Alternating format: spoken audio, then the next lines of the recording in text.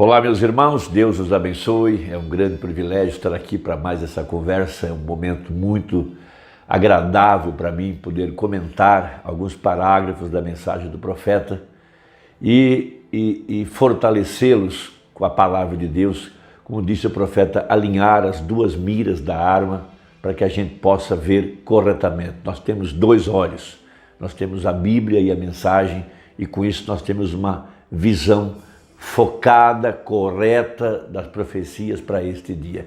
E eu quero comentar hoje a mensagem do sétimo selo, aquela experiência que o profeta citou quando ele teve aquele sonho de que ele estava tentando colocar uma corda de mais ou menos 1 polegada no ilhoses de um sapatinho de bebê. Aquilo estava significando que ele não poderia ensinar coisas profundas a bebês pentecostais. Então, o profeta, ele pregou uma série de mensagens chamada Israel e a Igreja. E ele mostrou a peregrinação de Israel, deixando o Egito, debaixo do pilar de fogo, debaixo da nuvem, debaixo do Cordeiro Pascual, atravessando o Mar Vermelho e cruzando o deserto.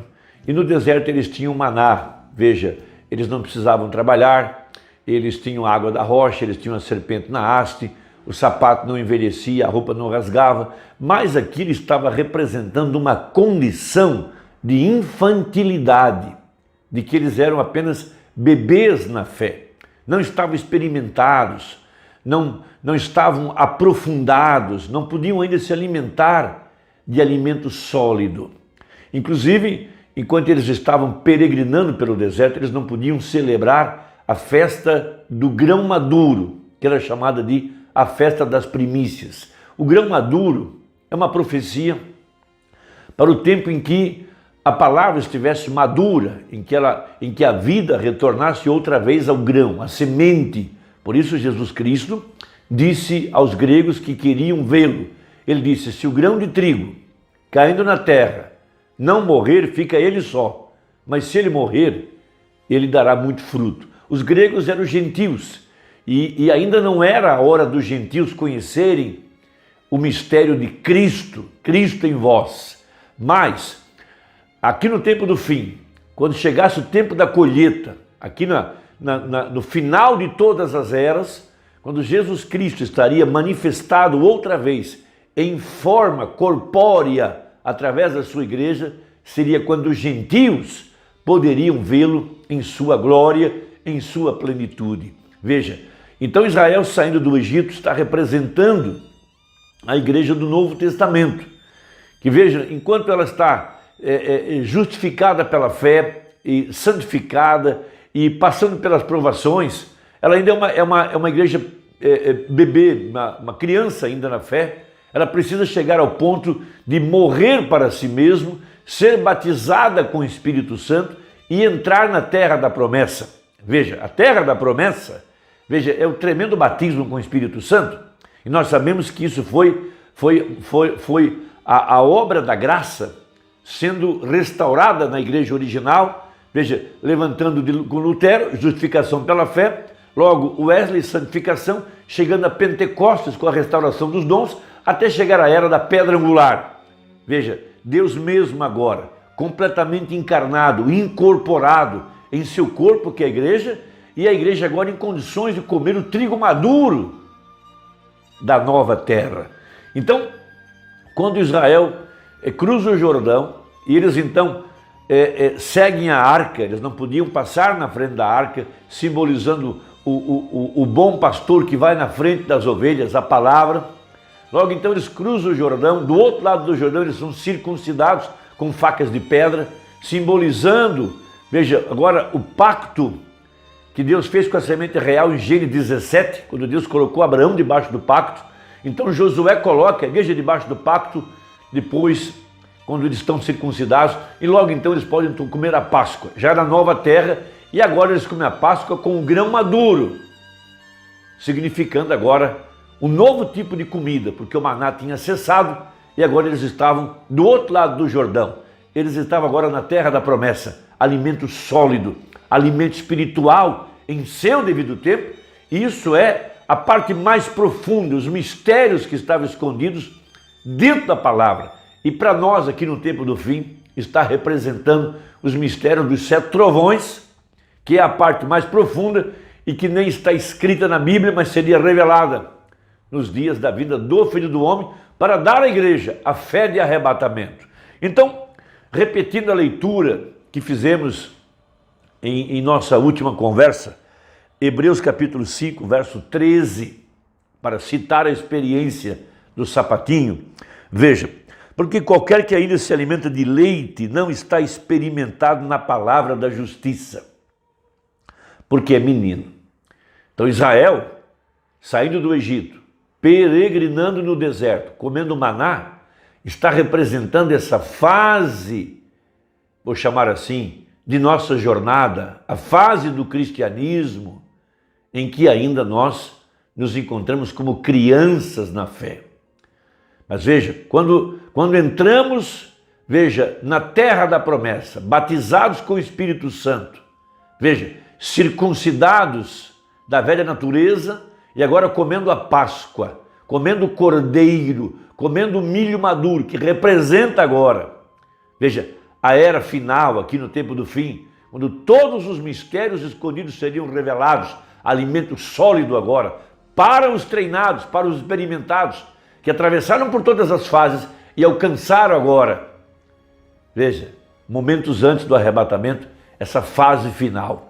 Então, mas o mantimento sólido, veja, não mais o leitinho, é para os perfeitos. Quem são os perfeitos? Aqueles que estão em Cristo, aqueles que foram aperfeiçoados pelo sangue, aqueles que passaram pelas 3 etapas da graça, vejam, os quais, em razão do costume, têm os sentidos exercitados para discernir tanto o bem como o mal. Veja, lembre-se que esses são aqueles que puderam discernir aqueles erros doutrinários, veja, que Eva não conseguiu discernir, mas agora a verdadeira igreja, ela sabe que não pode acrescentar, não pode tirar, ela não pode pender nem para a esquerda nem para a direita, ela tem que se manter fiel à verdade da palavra.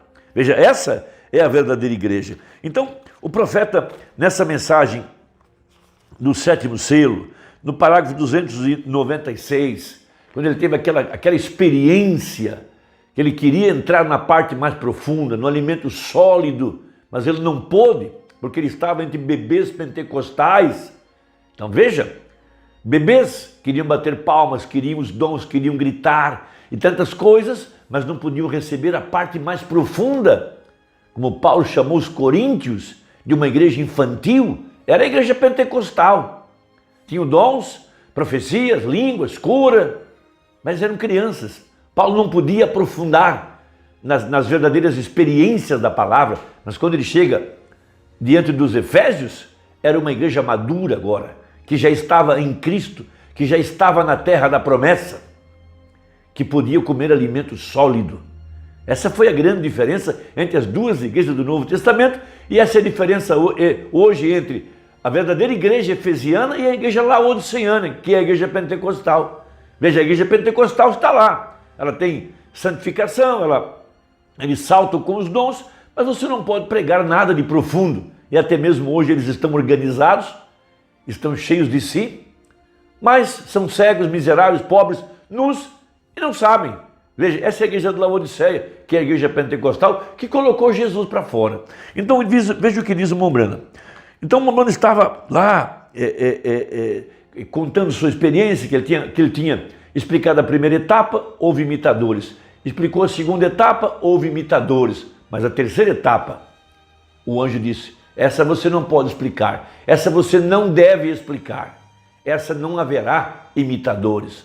Porque quando nós subimos a parte mais profunda da palavra, é onde Janes e Jambres não pode subir, é onde o hipócrita não pode subir, comparando agora, é onde os corvos não podem subir, porque essa é a parte escondida, essa é a parte que carece de revelação, essa é a parte profunda, essa é a parte não para bebês, mas para os circuncidados, que estão na nova terra, em Canaã, que são liderados pelo Espírito Santo, que estão em Cristo. Veja, então ele conta, e comecei a chorar. Toda a linha estava emaranhada em volta de mim. Estava citando a experiência das puxadas como um pescador, sim. E eu me encontrava lá chorando de cabeça baixa, assim, e eu disse: ó Deus, perdoa-me, eu sou uma pessoa estúpida, Senhor. Veja, perdoe-me. Eu estava com esta linha, e isto, o que eu tinha na mão, era um sapatinho de bebê, mais ou menos desse tamanho, pequenininho. E eu estava com esse cordão, era mais ou menos do diâmetro do meu dedo, cerca de meia polegada, sim. E os ilhós nesse sapato era só do tamanho de, menor que uns 16 avos, 2 milímetros no ilhós. E eu estava tentando amarrar esse sapatinho com esse cordão grosso de uma polegada. E uma voz veio e disse: não podes ensinar a bebês pentecostais coisas sobrenaturais. Veja. Disse: agora deixa-os. E nesse instante ele me levantou e me ergueu e me colocou bem alto, onde estava havendo uma reunião. Parecia uma tenda, uma catedral de algum tipo. E olhei e havia o que parecia um pequeno compartimento de um pequeno lugar de lado. E vi que essa luz estava falando com alguém acima de mim, essa luz que você vê ali na fotografia. Ela se afastou de mim, rodopiando assim, e foi para cima daquela tenda e disse: eu te encontrarei ali. E disse: esta será a terceira puxada, e tu não a contarás a ninguém. Então essa era uma parte que ele não poderia revelar para ninguém. Então, lá no adendo do sétimo selo, lá no hotel, já na segunda-feira, ele grava mais um pedaço e foi anexado na mensagem dos 7 selos a respeito desse ponto. Então ele diz assim, parágrafo 391. Agora, você nota, a abertura desse sétimo selo também está em um mistério tríplice. Vou falar e falei que é o mistério dos 7 trovões. Os 7 trovões no céu revelarão esse mistério. Será exatamente na vinda de Cristo, porque Cristo disse que ninguém sabia quando ele voltaria. Então já temos aqui a luz do profeta a respeito do sétimo selo, aonde ele disse que o sétimo selo é a revelação dos 7 trovões, e os 7 trovões é a revelação de sua segunda vinda, e é isso que daria fé para o arrebatamento. E isso não pode ser ensinado a crianças, somente aqueles maduros que cruzaram a terra, o Rio Jordão, entraram na terra da promessa. Isso é, essa parte da Bíblia, essa parte da mensagem é para pessoas batizadas com o Espírito Santo, que já cruzaram por todas as fases e podem aqui no tempo do fim absorver esse mistério. Veja, da grande revelação do Filho do Homem, Jesus Cristo, entre seu povo, Deus mesmo em carne humana, atrás de uma pele humana. Veja, para dar à igreja a verdadeira fé de transformação. Veja, isso é uma coisa sobrenatural. Que Deus nos ajude, que possamos meditar nessas coisas, pois disse o profeta, é nessa revelação desses trovões, é onde está a fé para o arrebatamento. Nós estamos absorvendo esses mistérios, já temos grande parte dele, dessa revelação do sétimo selo, do mistério de Cristo, o Filho do Homem no meio da igreja, revelando sua palavra, realizando as mesmas obras que ele fez aqui há 2000 anos atrás, o dom profético, discernindo os pensamentos do coração, como foi com a mulher samaritana e com os demais apóstolos, o mesmo sinal que aquele anjo realizou lá para Abraão, a mesmíssima coisa. Mas para entender isso, precisa atravessar o Jordão, precisa morrer para si mesmo, precisa ser circuncidado, precisa estar na terra e comer o grão, o trigo maduro. Essa é a nossa ceia, essa é a nossa Páscoa nesse terceiro êxodo, Apocalipse 10. Vá até o anjo, tome o livro e come-o. O livro é Jesus, o livro é o Cordeiro. Essa é a nossa Páscoa, estamos saindo. Deus te abençoe, até a próxima, se Deus quiser, em nome de Jesus. Amém.